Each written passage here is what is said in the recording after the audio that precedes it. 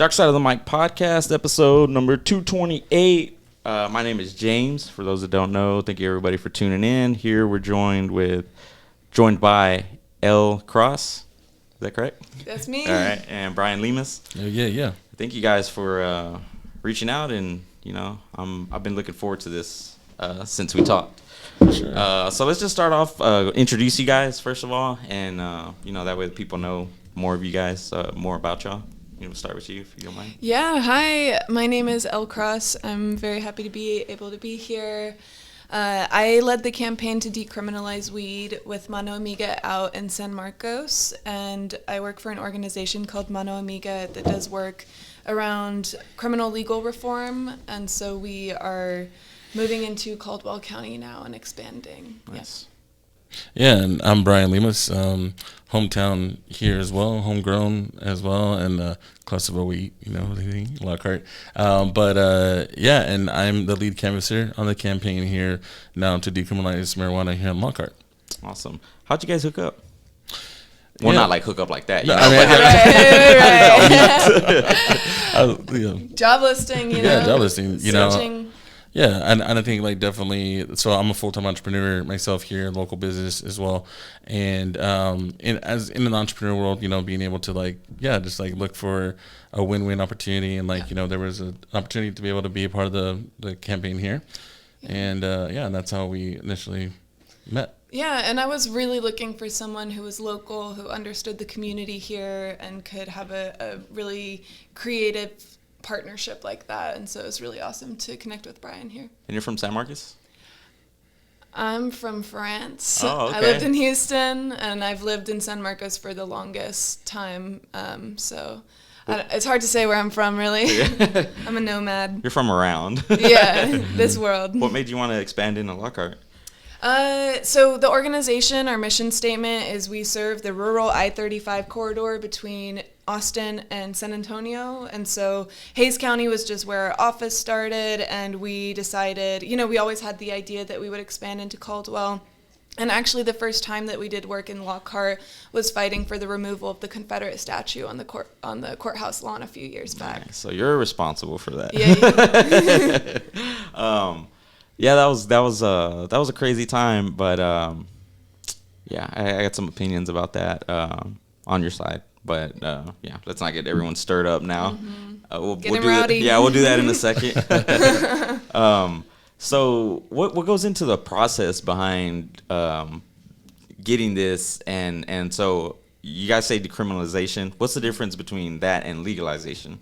If there is a difference? Yeah, so decriminalization is only for misdemeanor marijuana amounts, so it's up to 4 ounces, which is what the state of Texas determined to be a misdemeanor amount, and it's only for possession. So we are not legalizing the sale of marijuana, we're not legalizing minor possession. It's really a very strict enforcement that's limited to minor possession of marijuana. That's just the flower, just the plant. Oh, okay. Because I think a lot of people misinterpret the whole thing because they think that you just want people walking around everywhere blowing smoke in the air. Yeah, that, I'll add, it also does not legalize public intoxication. Yeah. Oh, okay. Which is, it's a good point in because I don't see how alcohol is legal and marijuana is illegal, because you can literally drink yourself to death. You can drink so much that you get alcohol poisoning. And in my experiences with marijuana, you smoke so much and you're gonna fall asleep and wake up feeling 1,000 times better. Yeah. So yeah. Yeah, and I think one of the bigger things is you're seeing how many families in particular are impacted by criminalization of marijuana, because with one instance, it can really, really affect your life, put it on a whole different trajectory than you ever thought.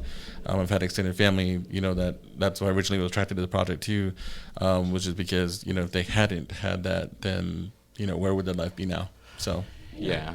We were talking a little bit about that, how, it can kind of just put a dent in your life. And I mean, of course the choice is always yours, but it can kind of sour things down to where you might take the wrong path, but I was reading about the recent lawsuit filed by Attorney General Ken Paxton. Yeah. Scumbag, but yeah. Does that? I mean, what are your thoughts on that? And I know one of the 5 cities that was mentioned in the lawsuit was San Marcos.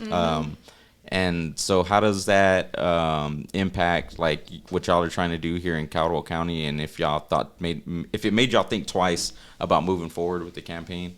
Yeah, so Lockhart is a home rule city, similar to San Marcos and the other Texas cities that decided to decriminalize marijuana. And the process that we're using is the home rule process. That's a charter amendment. And so basically what we're doing is we have to get 10% of registered voters' signatures. And after we do that, we turn it into the city clerk. They verify that we did get those signatures, and then it goes on the ballot. So once we get the signatures we need, Lockhart voters will see this on their November ballot, and it will be up to the voters to determine that. And what it boils down to is that Ken Paxton is challenging a democratic process, and he is challenging the ability for local municipalities to determine where their scarce resources are prioritized.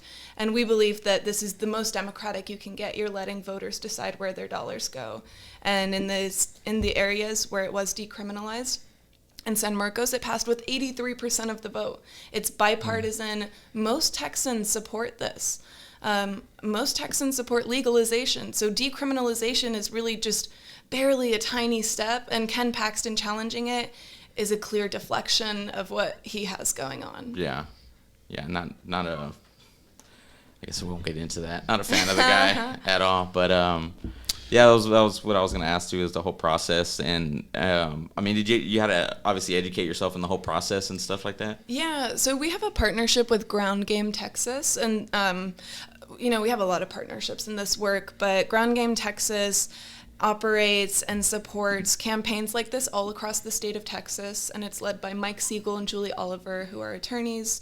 And they have used their legal expertise to advise us and help make sure that what we are doing is following the letter of the law and is a viable process. Okay, so you guys feel pretty confident in, by how the steps y'all are going through to, make this happen? Yes, absolutely. Certainly. Mm-hmm.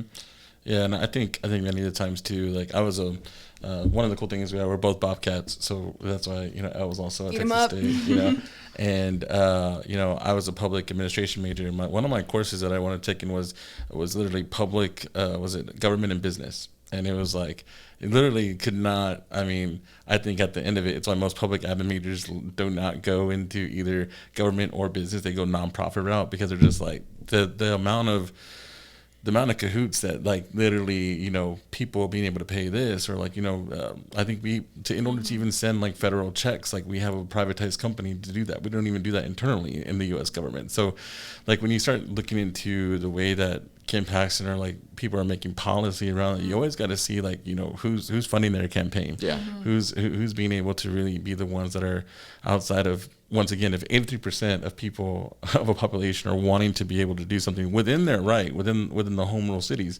at that point, it definitely becomes like, at one point, are we blocking the democratic process? Yeah. 83%. That's like, what are we doing here? That's a lot. Yeah. And I'll add on to that.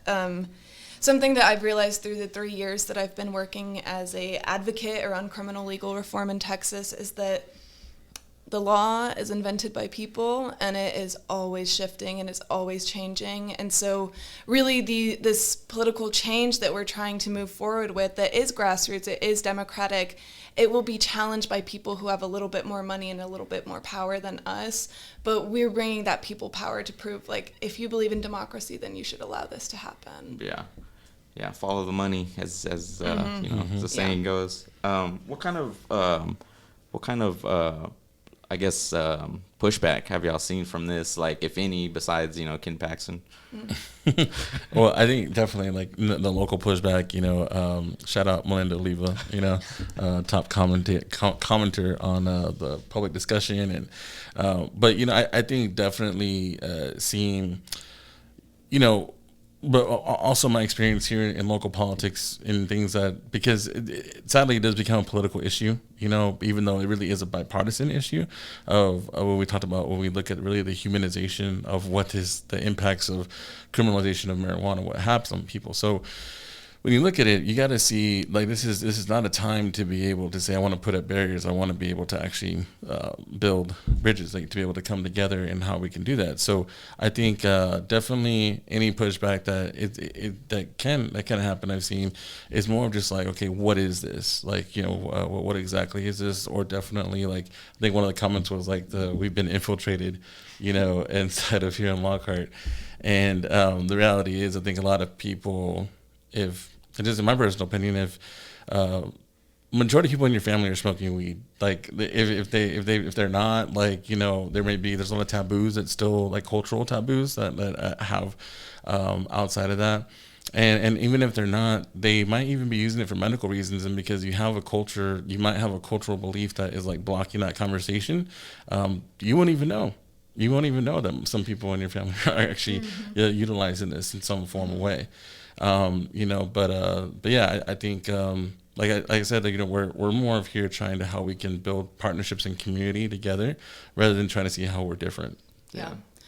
You know, there's a reality that more on the right side of the political spectrum, there's been an embrace of this idea of being tough on crime.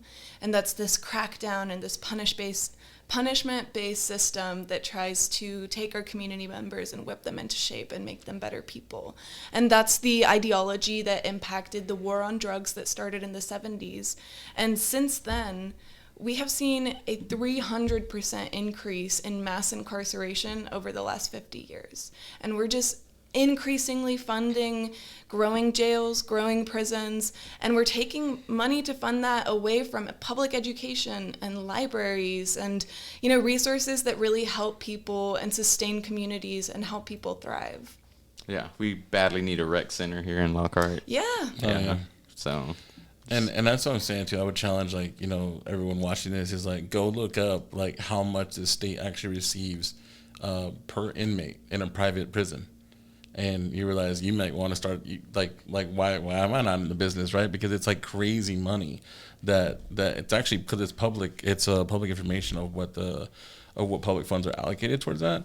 But I mean, it really is big business coming down to it, and so many times that's it's the reality of it.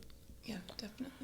Yeah, there's been in recent years, what would you guys say in the last 5-10 about you know, CBD and other things that have been legalized. I know you can go down to some smoke shops and get some CBD now, which is some progress, which, you know, I tried, I used to run a whole lot, and my legs would hurt like hell at night, and so I tried CBD for a little bit just to see if that would relieve it, which it did a little bit, but I was like, I'll just quit being a pussy, I guess. But my son also, he has epilepsy, and there was a time where he started having the real bad grand mal seizures, which is fucking terrifying. Yeah. And it started like every 2 weeks, and it seemed like every seizure, like the window between them would get smaller and smaller, and they were trying different kinds of medications and nothing would work. And so it was just a real scary time for me. And you know, CBD, even that, I was kind of hesitant to even try with him, because, you know, it's just, I mean, it's crazy to go against. And there was other things such as diets and, well, I guess that's like the more, basically like his doctor wouldn't tell me about anything else other than prescriptions.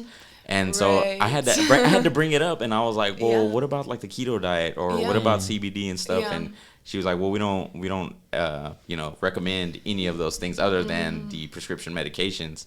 And I feel like they obviously have something to do with the legalization of marijuana federally, on a federal level, you know, because I mean, those guys have buku's amount of money. Yeah, you know. There's a reason that Big Pharma doesn't want people to have access to easy, successful medication. Yeah, like the Rockefeller method, right? But how, like, there was a huge investment in the education system, and really when it comes down to it, so many things. You can actually trace it right back into the medical schools that were actually founded, through the Rockefeller Foundation. And, many times you can look, this is publicly quoted about Rockefeller many times in saying, and I'm going to butcher the quote, but, in him essentially saying that, that he really wanted to create an army of workhorses, right? And so when you do that, it's in any way that I can control them. So, you can control a sick population all the time. Mm-hmm. And so in so many alternative medicines, in so many ways there, that can go into definitely like a whole, hours and hours of a rabbit hole. But I think definitely when we look at like the minutes, one of the main reasons I was telling Elle about like getting part of the project was, outside of it, I do Lyft and Uber, just as an entrepreneur, like getting everything scaled up, and it's really great supplement income. And I remember picking up this elderly lady, and it was a quick trip from her house to a CBD store and then to back, and and she was like, oh my gosh, like if I didn't have this every day, she's like, none of the medicines are working anymore. Mm-hmm. She's like, and just like she's like, and thank you so much, you're an angel to come pick me up and just to go do this, and she's like, all my family, they think I'm going to hell because I'm doing CBD, but it was finally when I put a face on that, because I don't have anybody in my family medically that's seeing like your son. But when you start being able to see that, it's a common sense thing. And then, you were talking about with epilepsy, like seeing like the videos of people who use the THC oil. Mm-hmm.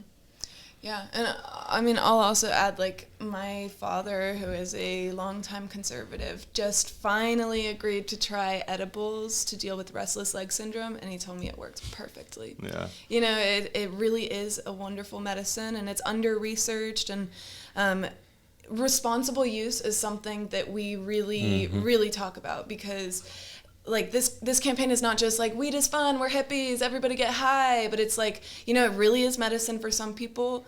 For some people, it's not so good for them, and they need to get access to information to have a healthier relationship with it. But I mean, what you were talking about earlier about just like Big Pharma doesn't want you to have good medicine. Like, if you go back to 1987, most traditional indigenous medicines were illegal for those communities to use. And, it's so recent that they actually won't be criminalized or have their kids taken away for using the legacies of medicine and healing that existed for thousands of years. And we just see a deep integration with the medical industrial complex and the prison industrial complex that's all profit-based, and it's all keeping people sick and only treating symptoms. Yeah. Yeah, it's crazy when you think about it. Yeah, I don't know. It's like Smokey said on Friday, God put this here for you and me. Take advantage. Like, that's a plan. Thank you, God. And then you also have these is here for you and me? Yeah. You also have like the opiates, and these people, you tear a muscle in your shoulder, you have surgery, here's some, and then you end up getting hooked, and then you're in a back alley smoking or shooting up heroin 6 months later. That happens a lot. Yeah. And those people, they were prescribed that in a hospital, in a medical setting, and then, that person might be a mother of 3, and she ends up losing her ability to see her kids because she got addicted through that setting. Yeah. And didn't have another option. Yeah. It happens a lot. Yeah, I guess it's because like the setting that you get it from, like you go to a doctor and all that stuff, that people that would probably be mad at, marijuana usage is like, oh, well, it's prescribed in this, it's okay. But, without, doing the research or firsthand knowledge of the whole situation, you don't really get a grasp on it. And I feel like it's also because of just the whole campaign against marijuana that started back in, the 40s or so, with, them banning, what was it, the cannabis, or the, what do you call it, the hemp, right? Hemp fibers? Yeah, right. Yeah. And it's just been like that since. I know I had brought up on Facebook about the Reefer Madness video that was that was released a long time ago. But they showed I think they had like a black dude in there like smoking, and then he just like lost his mind, basically turned schizophrenic, and went out and started stealing and raping chicks and stuff like that. And it's like, dude, like, come on. You can find yeah, they don't want to say that it's a racist policy now, but if you actually look at the propaganda that created the stereotypes that exist today, it is so deeply racist. You know, it's anti-Mexican, it's anti-black, and that's what shaped the policy we have today. Yeah, Mexicans are lazy. Yeah, also, you know what I mean. It's called marijuana. You know? Like there's so many things like from George Lopez, like making so many jokes about marijuana. You know, like their grandma, like, oh, I don't want a marijuana in my house. You know, and so you see these things here that it's so deeply culturally ingrained inside of this, you know. And like even when my first job here in Lockhart was actually the movie theater, back when it was Aviator Theater before it was Hometown, and one of the movies that came out was Pineapple Express, which is one of my favorite movies ever, and their depiction of the criminalization of marijuana. That's pretty damn, like, it's pretty obviously for to make fun of it, but I mean it's really essentially what it is, like, you know, I think of so many things that there are obvious reasons of what people, it's really just to keep control. I think it is, but you know, once again back to this campaign is like that's to put the power back to the people, you know, be able to really say that those stigmas, you know, should no longer be, you know, it's 2024. It shouldn't be in your family, and if it is, let's have a conversation. Yeah, you know? Yeah. So, the non-willingness of people who like have their heels just buried in the ground, and it's like, come on, like you said, it's 2024. We need to like have an open-minded conversation and be willing to learn. There's certain people where they're like, you know, they'll say something. I'm like, okay, like there's no changing your mind. You know, I'm not even gonna waste my time with you. But there's just a real lack of people that are willing to do that these days, you know, especially with all the other issues that we have going on and people just going back and forth. Like, I don't know, I can tell easily when someone's in there just to win an argument, and you know, it's nuts. So what, y'all have tacos, free tacos on Saturdays? Oh yeah. And come sign the petition. Yeah, come hell or high water basically at this point. I mean, so tacos and combos and tacos, whichever one you put it. Every Saturday, like for this exact reason, like, you know, literally posted up outside Spiller Projects, and you know, we're collecting right now. We're in the petition to collect signatures for the petition to add on a ballot for us to vote. And so whether or not you want to come sign or not, but you have questions like, you know, like this podcast, or like, you know, like what, okay, I have more detailed conversations. Like that's what it's meant for. You know, for me to be out there. You know, sometimes I'll be out there, but not all the time. But definitely me, like I'll be out there every Saturday. And if you sign, you get a taco. So yeah. What if you don't sign? What's that? No taco. No taco.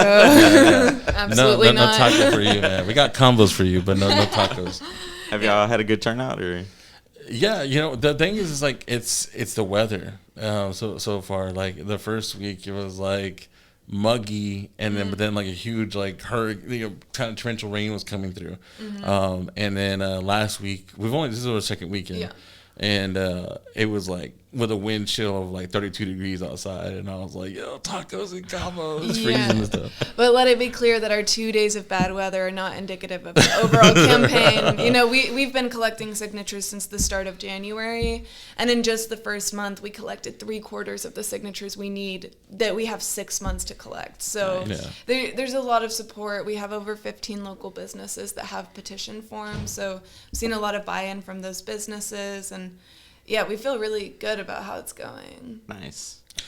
Yeah, and like I said too, you know, a lot of people probably locally in Lockhart that are the old school locals, like, you know, I was definitely part of like the Obama for America campaign, and you know, one of the biggest things was like that campaign, because of local support, like it literally went way past the goal what we could ever have seen. So I would say too, it's like, you know, let's really like, let's fire up, like, you know, definitely I'll be out there. We're gonna start like block walking, so I'll be like knocking on some doors here in the community as well, and hope, you know, we can open up, have some conversations, and you know, and like I said, just to be able, we can really blow this shit out the water. You gotta have your bag of tacos on hand. I know, right? Yeah. We need something to give. Yeah, maybe a coupon. Come redeem your taco. Voucher. Yeah. You might get attacked by a stray dog or two. I know, man. It's happened to me. Oh yeah? Yeah. You gotta carry a stick when you're walking in the streets. Oh, that's a good tip. My dog is it's a little Cocker Spaniel. He's wild. I hate him. But yeah, if someone like strangers walking down the road, he'll just like take off out the door and run. Oh after my him. God, I've had so many people that are like, you woke up the baby because the dog's barking now, and it's like all of the houses that I just knocked on, like all the dogs are barking, so the whole street is just yapping. Here in Lockhart. Yeah, in Lockhart and San Marcos too. Yeah, that's a. It was. I know Chihuahua Street, like back there, and it was like I always wondered growing up, why was it called Chihuahua Street? Yeah. And until I started block walking, dude, all these motherfucking like chihuahuas nipping at your heels, dude. At one point, I had like 20 little chihuahuas running after me, and I was like, yeah, they were just chasing me down the street. And at first, I thought they were like, oh, little things. No, those things like yeah. They were like, I'm sorry for waking up your babies. So I don't know, Chihuahuas. It's still going down like that. It's been a while since I've been on Chihuahua Street, but yeah. I hope the Chihuahuas are gone. Yeah. What made you, Brian, want to get into this? Yeah, like I said, man, I think for one, I want, opening statement with in interview was I want to get back involved in my community, because I definitely have just taken a stance back, kind of doing my own thing. Like I said, full-time entrepreneur, have a pretty cool shoe brand that's up and coming. Hopefully more things to come with that. And but I think overall, being able to see how I can get involved back in the community and get them activated around a cause that I know has affected my family and I know is affecting other families here, and just realizing okay, well, let's bring about some change, Yeah. You have a shoe brand coming out? Yeah. It's called Huarache King, HK for short. And so, long story short, about 2 years ago, I went to my buddy's wedding in Mexico. Got some huaraches. I didn't think they were my style. Come back to Austin, people were like, dude, those are dope. Where can I buy those shoes, nice. And then from then on, people were just like, dude, you should really sell these, And so, I wanted to build up a whole supply chain. Finally just went for it. Went all over Mexico in the streets, asking if they could make me shoes.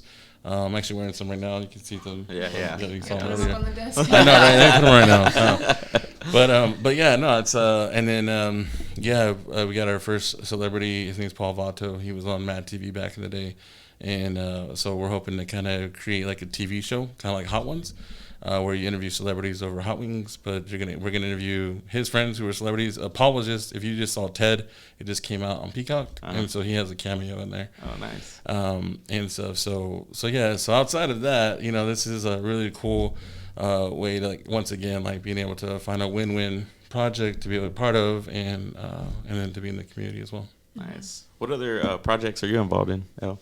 Whoa, so many. A lot of. So I work part-time in Hays County as well, and that's where I live. For this, we're just planning a 420 party for the community coming up, so I'll plug that in right now, just the early little invite to everyone watching. But in Hays County, I do a lot of work around mental health and the intersection with the carceral system. We know that about 50% of the people in our county jail have some type of mental health issue and never had access to resources before they got there. So I'm just in there trying to make sure that their voices are heard and we can figure out what people really need to be well instead of putting them in a cage. I never, when I first started hearing about mental health, and I'll be honest, I was like, man, just quit being a pussy, right? Oh, man. And as I've gotten older, granted this was when I was 20, maybe 21 or so, and I've been for sure depressed once in my life. I was doing some stuff with my girlfriend at the time, and it sucked. It sucked. I remember not wanting to get out of bed, and my mom hadn't heard from me, and she called me and she was like, hey, are you doing all right? And I was just and I was like, dude, and I was driving to work one day, and I listened to metal rock and stuff, and I was listening to Killswitch Engage, and there's this one song, and they're just talking about getting over stuff and all of that stuff, and I was like, you know what, I can't fucking do this shit. I gotta move on and whatnot. Yeah. And so I can point to that song that helped me out, get through those hard times. But yeah, it's definitely a thing. And even now, I'm 34, I have buttload of kids at home. Yeah. And it can get overwhelming at times. Yeah. And so you need friends or whatever you have to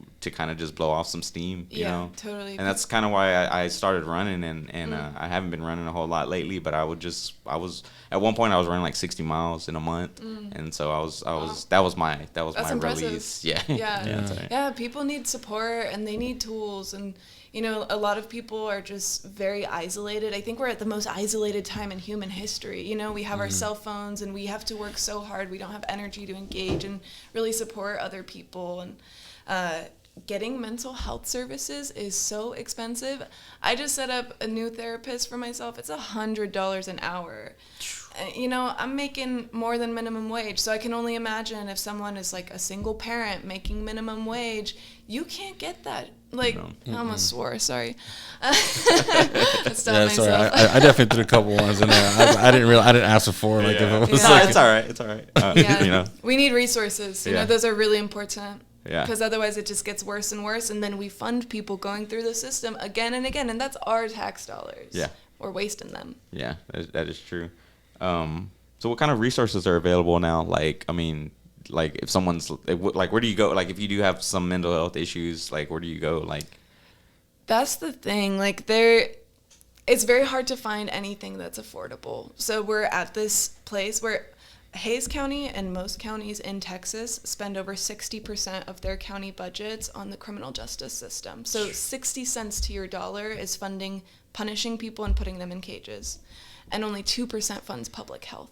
Wow. It's shocking. And then when you actually look at the evidence, it's not hard to imagine that like giving someone help when they ask for help is better than taking away their autonomy and their rights and taking away their connection to their community and then expecting them to be better after that. Yeah, no, there's almost no programs to like what do you call it? Like reentry services. Yeah, back into the society. Yeah, we don't. I mean, it's if you have a record, your chances of getting a job, your chances of even getting housing are so limited. We don't have a directory for jobs or housing units that accept people with records. So these people are set up for failure, and that's why we have such rising homelessness rates, and there's a huge intersection with mental health issues and homelessness. Do you know like a number of people like who end up like going back after their release? Well, that's the thing, we don't track it. So part of what I'm trying to do is have a system of data where we're actually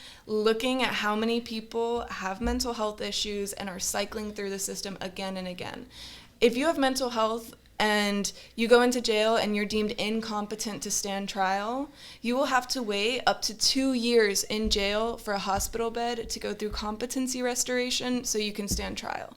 We are wasting so much money, and those people are decompensating and getting worse, and a lot of times they might not even like know the number of a loved one to be able to stay in contact, so they're completely isolated, they're bullied, they're facing medical neglect in jail.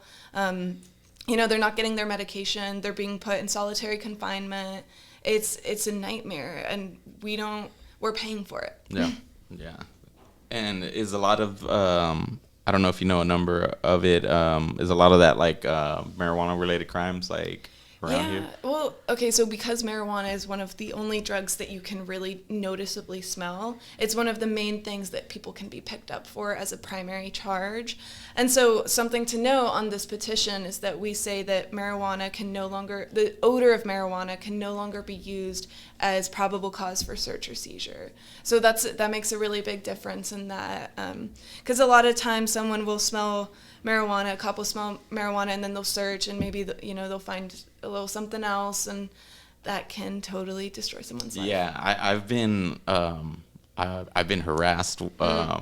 One time back in the day when I had it was like a Grand Marquis, like it was a white one with like rims and stuff, and I had a system in there, and I wasn't driving with it like loud, and apparently the officer thought I was, so he pulled me over, and then he's like, let me ask you something. When's the last time you smoked marijuana? I'm like, dude, what the hell? And he said it smelled like marijuana in my car. Yikes. And so that led to him just basically turning my car upside down. Yeah, they can't do that anymore after this. Yeah, didn't find nothing. But I remember I had a transcript that I had got from high school because I was trying to get into like an electrical school at the time. And he like just ripped it open, like the envelope. What? And I was like, dude, he had already left by the time I was like I had found out. Yeah. And I was like, dude, that's fucked up, man. And I probably should have like made a report or something like that, because I had to go and get a new one, and you know, you got to pay for those, I believe. It can be complicated. Yeah. Yeah, so another thing that I'm involved in Hays County and in San Marcos is we helped to repeal the police union contract.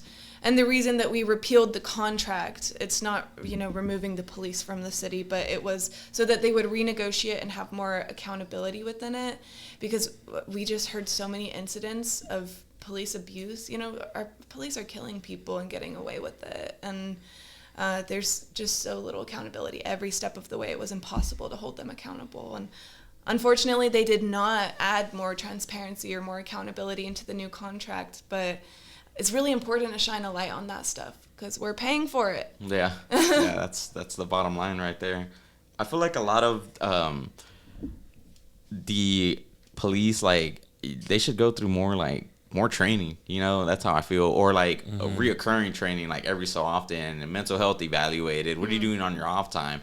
And speaking of off time, one of the things that I really don't agree with is marijuana drug testing with jobs and stuff, because you know, like, it's not like you're high at work, but it's like, oh, you've smoked in the last month. Crazy. Like, what the hell? You know what I mean? Like, it's not going to be impeding your job right then and there. You know, it's already out of your, you know, well, like, detecting wise, it's not out of your body, but definitely like the effects of whatever, you know, it definitely. It's not there. And it's just because if I'm correct, one of the drugs that like, I guess it stays in like your fatty cells. Yeah. And so it's able to be it sticks around for a long while. Like I think like 30 days or so. Yeah. Well, one of the things that I know I found out because of kidney stones, but it actually does detox your body for like drug tests too.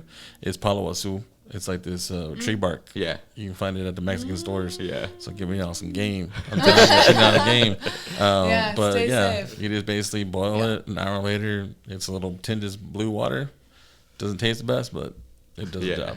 I was on probation one time a while back for it was just for a year, but I was running a lot at the time too, and so I was able to cut it down to like 15 days. And but I was way leaner than what I was now, even though I'm pretty small. But it was just, you know, I had less body fat on me, and then also I was sweating a whole lot, and so I would do that. But of course, you can't smoke with that. But but yeah, that's actually on the petition too. Is actually, you know, asking that we would be the police here would be locally trained on like the new updates, you know, on this once we do pass this as well. And so the campaign to really build petitions is for us to get on the ballot, so then in November you can vote for this. So so this is the very first phases here, you know, and we're pretty excited to continue to keep going. How would that work, like in a situation like if you get, like, let's say you have, you know, a little under 4 ounces, you know, do they like weigh it on the spot, or like how would that necessarily go down? You know what I mean? That's a really good question. I don't know exactly what that procedure would look like. I'll say that it's been 1 year since it passed in San Marcos, and there's been an 85% decrease in marijuana-related arrests. So Crazy. We know that it is impacting how much they arrest. Would be good to get back to you on the procedure of how cops will address that. Awesome. Yeah. Yeah, because it's always, I just always like, this one time this guy pulled me over. It was a cop, obviously. And he said I ran a stop sign, but I saw him at the 4-way stop, so I was like, oh shit. And I made sure I stopped, and then I took off, and then I look and the lights are on, and I'm like, what the hell? But it's his word against mine. You know what I mean? A lot of the time. Or it's like, be quiet, like your days in court or whatever. You know what I mean? And then you have to wait, and then if you know want to fight it or whatever, you have to get an attorney. Y'all's 420 event? What's going down? Yeah. So right now we're coming together to really put like block parties, like old school block parties here in town, and so, you know, be able to have some local performances from local artists as well. And we haven't really slated everybody yet, so we can't put like too much specifics out there. Okay. But, you know, otherwise, that's going to be a pretty cool, epic event. You know, and you know, being able to have like, you know, live concert, hopefully downtown, and then, you know, like I said, these like little block parties around the city. Big things are coming. Yeah, good. It's good. I've always wondered, because they get they get music like on the square or whatever, and it's always like it's like Tejano or country. And I'm Right. like, dude, let's get some like rock over here. You know what I mean? Or Okay, something like noted. Actually, one of them is local, and they're a rock cover band. So yeah, there'll be some rock actually Hopefully, Awesome. Hopefully, Yeah. yeah. awesome. It's not Thunder Rosa, is it? That's it. No, you know Jason Chavira? Yes, I do. Yeah. So him and his group, they're open to come and play with us and whatnot. Exciting So, stuff. like I said, we're still putting more developing thing. May have slipped some too much information, but I mean for sure, like that. Those ones who I've literally talked to him, and like he's like totally down to play. So, but yeah, other than that, we'll hopefully get some more local artists here, and anybody watching, if you'd love to want to be part of the event, you want to help, in any way to really get this. Get us across our goal here and really smash it, and just reach out to me, reach out to Elle here as well, and we can get it going. Nice. So we're kind of nearing the time. We got to get out of here soon. Anything else y'all want to say before we go? Sign the petition. Yeah, sign the petition. A lot of the local businesses around the square and outside of the square too have those petitions. Good Things Market, Chaparral, Old Pal, Printing Solutions, Eli's, Malachi's. Malachi's and Eli's. Yeah, so we have a lot of places where you can go sign, and if you see us at your door, open up and chat. Unless the baby's asleep. Yeah. And sorry. I'm sorry. If you try to keep the chihuahuas We're at bay. doing our best. Yeah. I was afraid you were gonna say a business that I liked that didn't have the petition. Oh man, yeah. But now you we're not covered all of calling them out. Yeah. Yeah. And if you go to the original post on the Cohen County discussion, you can see I've listed out all the businesses so far who we have there. And so if you can't catch me, I know someone said like I went on Saturday and I wasn't there, and I was there from like 11 to 1. Sometimes we do, like if we have an event that evening, we have to like kind of switch up the schedule a little bit. So but I'll definitely outside of that, if you can't reach me there, you could definitely, one of the businesses will have a petition for you to sign. Yeah, I like to say this, incarceration is a public health crisis, and sometimes marijuana is framed as a public health crisis, but that's because we don't have access to good research and resources to use it responsibly. And we need to use our tax dollars and prioritize them to be responsible with them. And, that involves informing our youths and, people who are vulnerable to know how to have responsible use of these things. Yeah, and the key word too is that I want to emphasize is responsible youth, because like I said before, it was just something that I was wondering. Like I was like, well, what are they aiming for? You know what I mean? And everybody smoke weed. Yeah. 0 to 100, everyone smoke weed. Yeah. I've definitely been to Amsterdam, and that's not what we're really going for. Yeah. But definitely I think the responsible use. Yeah. We're, after all, called Mano Amiga Responsible Implementation, MARI for short. So that's the org we work for, and that's what we're all about. And you can find Mano Amigo on Facebook. Yeah, Facebook, Instagram, Lockhart Freedom Act on Instagram. That's what the initiative is called. That's what you'll vote for. Our website is manoamigasm.org. And on the ballot, like, because I know in the past before, like, they use, like, the wording is, like, crazy, because they'll be like, yes means you're against it, and no means you're for it. Yeah, they did that. They did that in San man. Marcos, and a lot of people were confused. So hopefully we can make sure to spread clarity about that before, because we don't know how they'll put it, and that's a game they like to play. Oh, yeah. Oh, yeah. Well, then you'll see, like, definitely, well, that's when they say, like, vote no, right? Because you really want to clarify which one to vote for. Yeah. All right. Well, thank you guys, and maybe we'll do this again as the days, as the vote gets more closer, or some updates. Thank for you sure. so much for having Yeah, us. thank you guys. All right, thank you everybody for tuning in. We'll see you back here again next week. See ya.